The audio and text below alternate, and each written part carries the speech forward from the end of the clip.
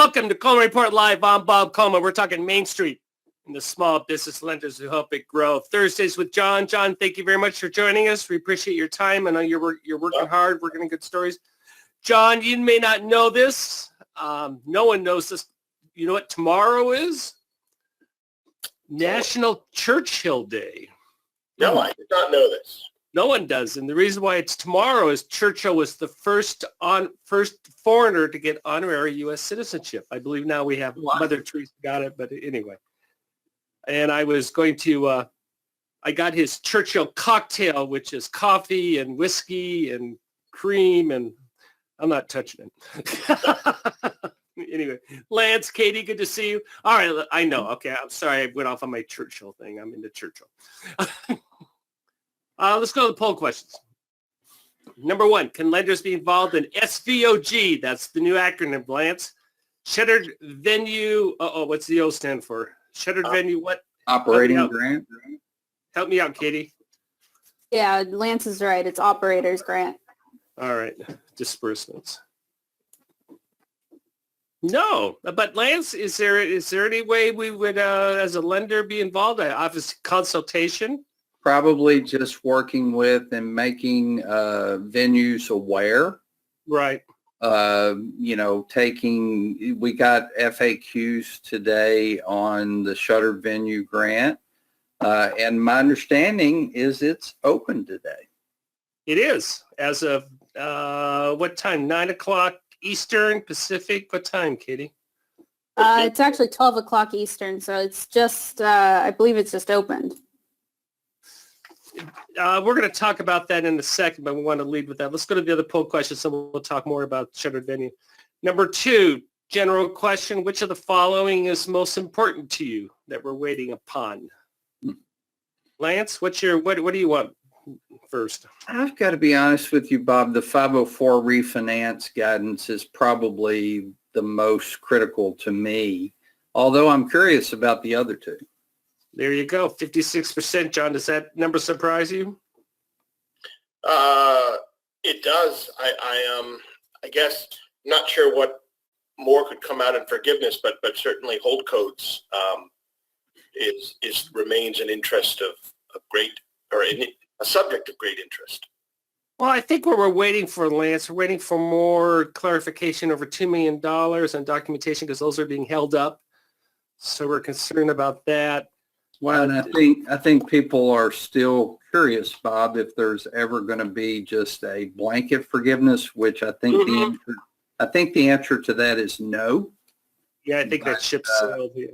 Is still would be, the small business owner needs to spend their time, Bob, creating revenue, managing expenses, not filling out forms. So on the smaller PPP loans and the fraud, Katie, if I'm wrong, correct me, the fraud's less than 1%.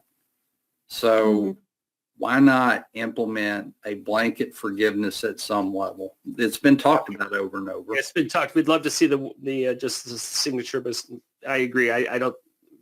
Katie, have you heard anything about that being talked about? I think that's not recently. I know we had heard about that earlier on being thrown around as an idea, but I think that ship's kind of sailed. Like Lance was saying, I haven't really heard anything recently about it, but it certainly would help a lot of borrowers who are nervous about getting their second PPP loan. If they're eligible for a second draw, a lot of them are holding off because they're not sure about how forgiveness is going to work and things like that, especially if they have already applied for forgiveness and they're now waiting, in some cases, months for a response on that. Yeah. I'm surprised by that number as well. I thought 504 would be more important, but that says 56% of the industry is really concerned about this forgiveness. They want to, if it is what it is, let us know. Otherwise, give us what we're hoping for. Have you put in your credit policy, or have you documented how you arrive at your hourly charge when you prepare the SBA 7A loan package?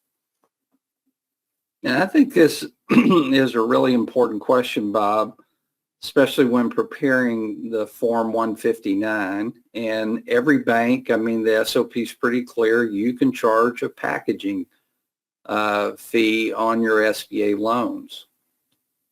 For those who've answered no, first of all, sign up for Lance's webinar on Tuesday, but Lance, give them a hint. What should they do at a minimum?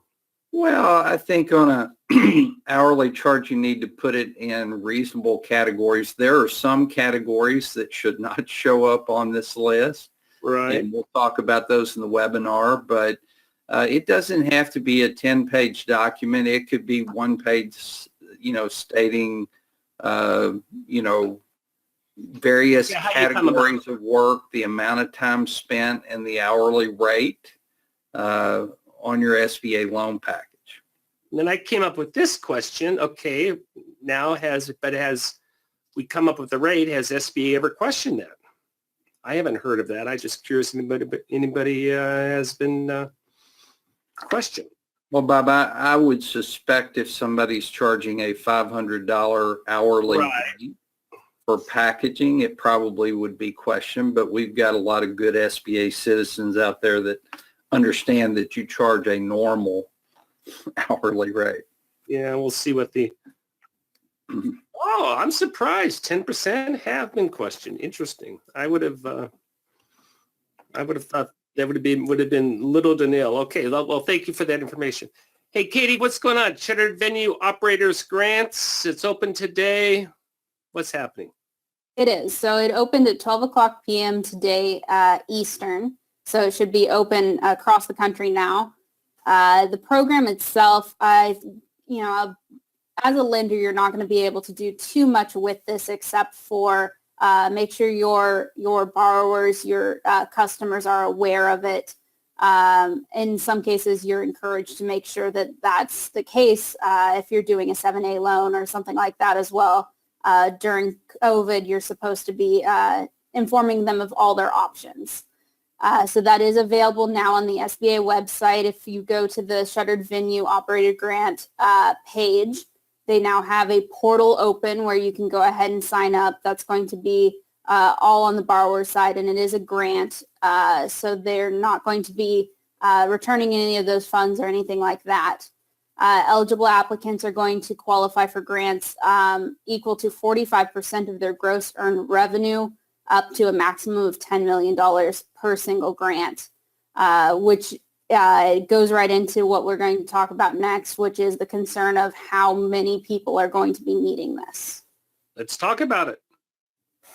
Sure. So today we did also receive an OIG report that's already on this Shuttered Venue Operators Grant. Not really complaining too much as saying that we do need to make sure that there are internal controls on this. They're expecting a very large amount of a large volume of applications today and tomorrow and through the week, but it is expected to be about 15,000 applications, averaging $1 million each. The OIG is saying that that's going to be what they consider a moderate risk loan, or a moderate risk grant. They've kind of categorized that by under 1 million is low risk, 1 million to 10 million is a moderate risk, and over 10 million, which in this case is really going to be just 10 million, and essentially is going to be a high risk. Those things are all a concern, and obviously it hasn't gotten up and running enough to really say there's a problem yet, but they do want to make sure there's controls in place. John, I have never seen the Inspector General issue a report the same day something went live. That's new. I think that's new, but given the issues that have been identified in PPP, I guess he figured, he being an Inspector General figured that it was better to get out in front of whatever problems might arise rather than be reactive. It would be interesting to know just the communications that went on behind the scenes, because I know from reading the reports, they very rarely simply just issue a report. There's a lot of discussions behind the scenes, a lot of communications between OIG and the SBA to try to ensure that the changes are implemented, that it's not coming as news. Well, I think this is, as the poll indicated, as we said, this is not a lending program. Lenders can't be involved. But if you have someone who has an existing SBA loan, or you have a borrower, we'll make sure that they're taking advantage of this and get them over to your SBDCs, to SCORE volunteers, to have them if they need help putting this together.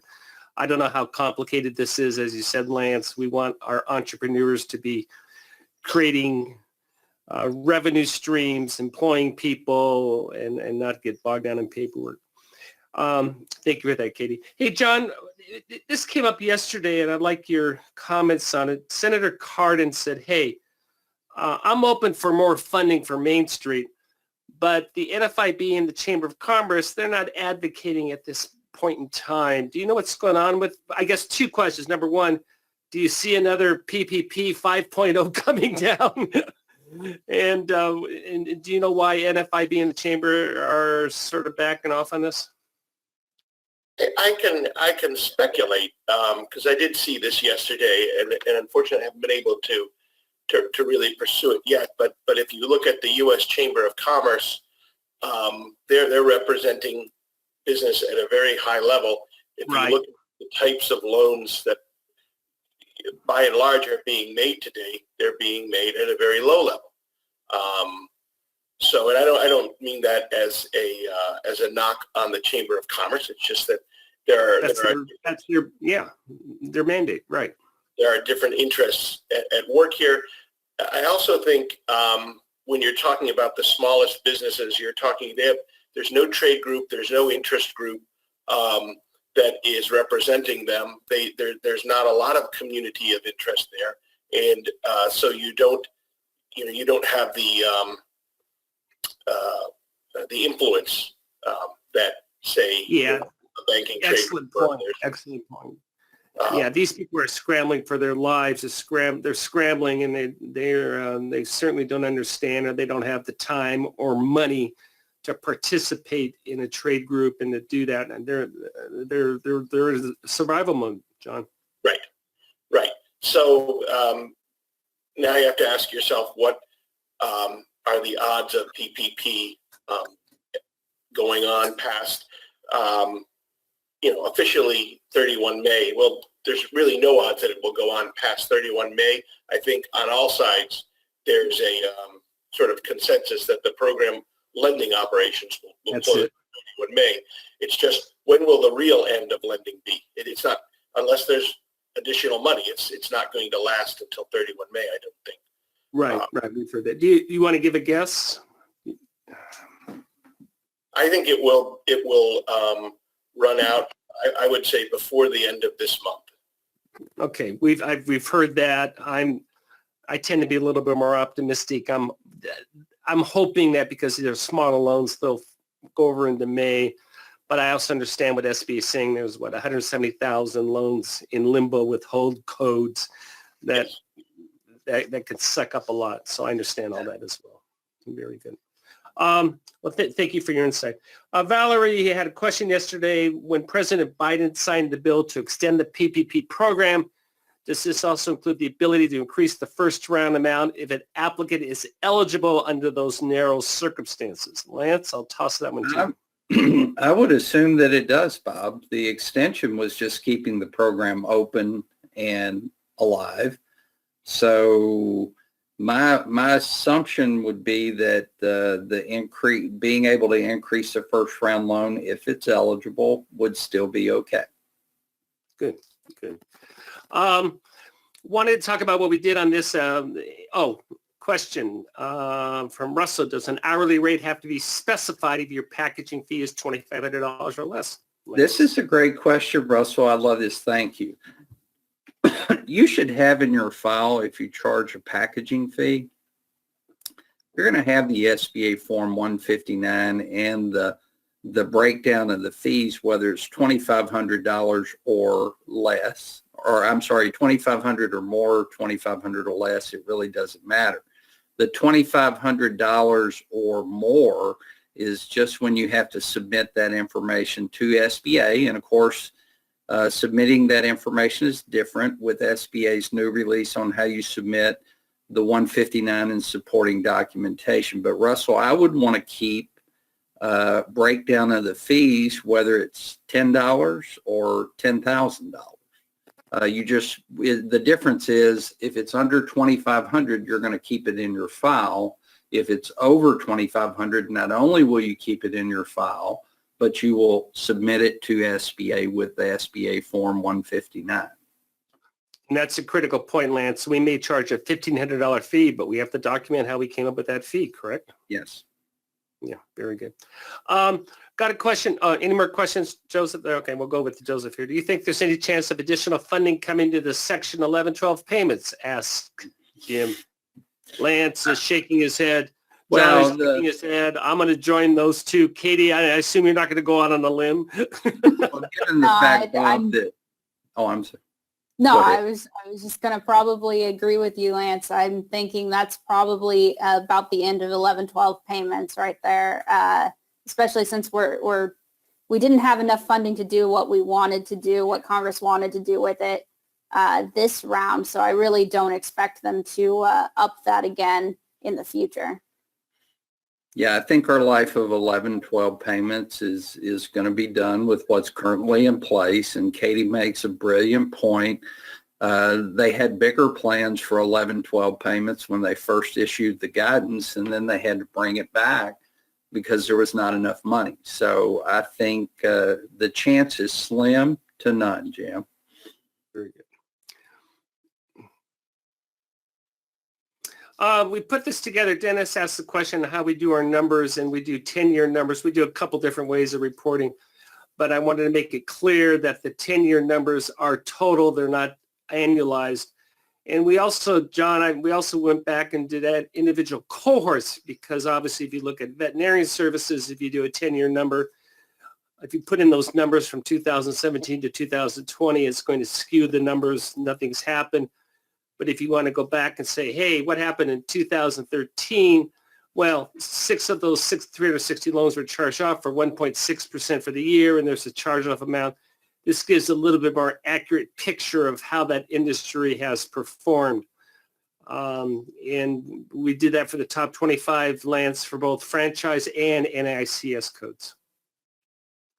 So, and then we also did 8 years. We took out the 20 in 19, and we just did 8 years to give you a little bit better data on that. So we're getting better at analyzing our data, which is cool. Let's see what else we got. John, what are you working on these days? Well, today it's not SBA stuff. It's big mergers going on in the industry. So, but we are returning to PPP. And I guess what we're doing now is we're trying to get a package of coverage together for I guess it'd be the end of May, maybe before that, just to sort of mark the conclusion of the program's lending phase, because we do believe you were talking about 11-12 funding. We believe the funding, probably that boat has now left and sailed. Very good.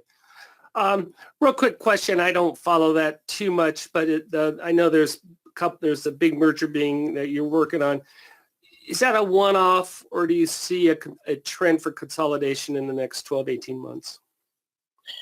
Well, from what the analysts say and others, I think the trend is going to pick up. Things sort of froze last year because of PPP, not because of PPP, because of COVID. And as COVID recedes and as banks normalize, they're going to look at the things that they were looking at in 2017, 18, and 19. Right at the top of that list was buying new banks and buying other banks, competitors.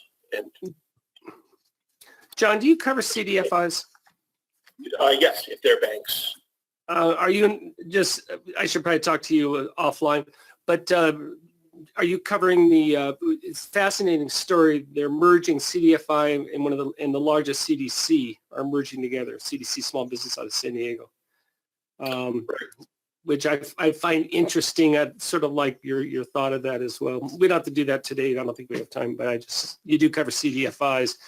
Very good. Hey, John, thank you so much for your time. Lance is going to do his webinar next Tuesday. Katie, thank you. Stay dry in Seattle. And thank you all for joining us today for Coleman Report Live and supporting America's Main Street, one entrepreneur at a time. Have a good day. Have a great day.